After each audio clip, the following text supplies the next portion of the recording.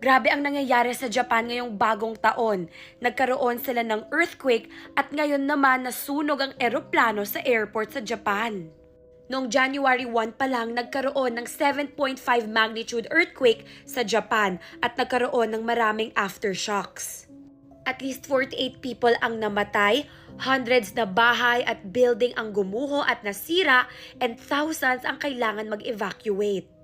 Ngayon naman nasunog ang Japan Airlines airplane na ito sa Japan Airport. Nung naglanding ang airplane na ito sa Japan Airport, ito ay nag-collide sa Japan Coast Guard aircraft. Kaya ito ay lumiyab. It had 400 people inside. Yung mga tao sa loob, kinailangan nila gamitin yung mga emergency slides para makalabas agad sa eroplano. Grabe, kaka-New Year lang, Jan 2 pa lang at ang rami na nangyayari sa Japan. So ipagdasal natin ang Japan at sana wala ring mangyaring